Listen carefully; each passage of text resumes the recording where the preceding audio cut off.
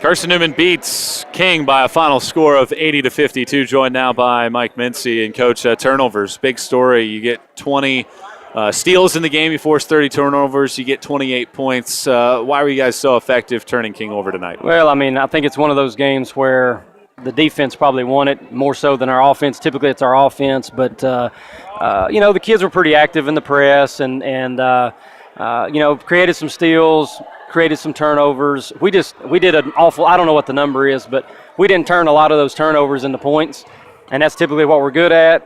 As you very well saw, it was just a abysmal performance offensively. And you weren't with us this last weekend, but this weekend we put it in the basket, and to come out here tonight, and it was one of my fears coming on the road, especially a place like this. If you don't get it going early, it was just a struggle. I can't believe we put 80 points on the board, to be honest with you.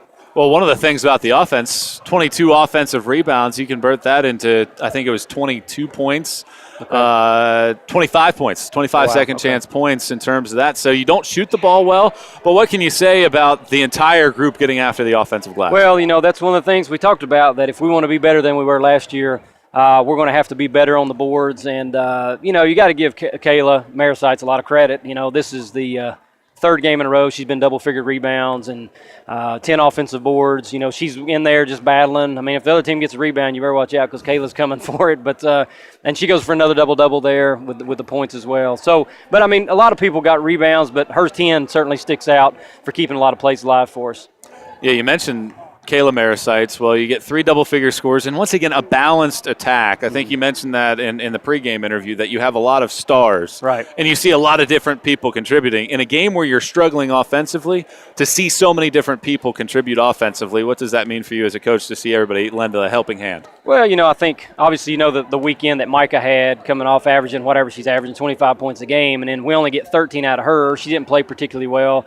But then to have other players step up and we still can score 80, it is a good sign, and this is a game on the road that we didn't play.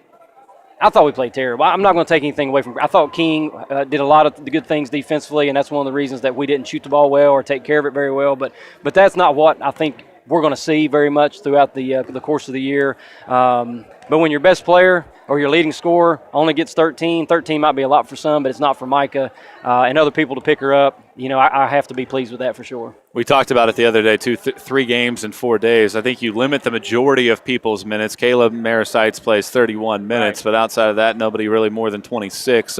Keeping those minutes in check in a game that you win by 28, what's that mean as you get ready to head to Dahlonega? Well, I wanted to do it more, to be honest with you. I just never felt comfortable, and I told them in the locker room that that's a weakness of mine as a coach, that when I don't get into my comfort zone with how we're playing and how the flow of the game is going, I tend to stick close to the vest with 7 or 8 players, and I've got to do a better job of that. We talked about trying to find a way to rotate Tori in, who came in there late and did a good job, and certainly Abby did a good job, and of course Bunch came off the bench too. Bird came in and scored, but we do have the luxury of having a lot of players, and I tell them all the time it's better to be on a really good team and maybe not getting certain minutes than it is to be on a bad team and getting to play all the time. So I need to do better there so that we could have spread those minutes out a lot more. It is what it is. We'll rest tomorrow, probably won't even practice, and then we'll hit the road and get ready for North Georgia. North Georgia, Georgia College. What do you guys need to improve upon between now and then to be sure that you can come away with 2 more wins this weekend?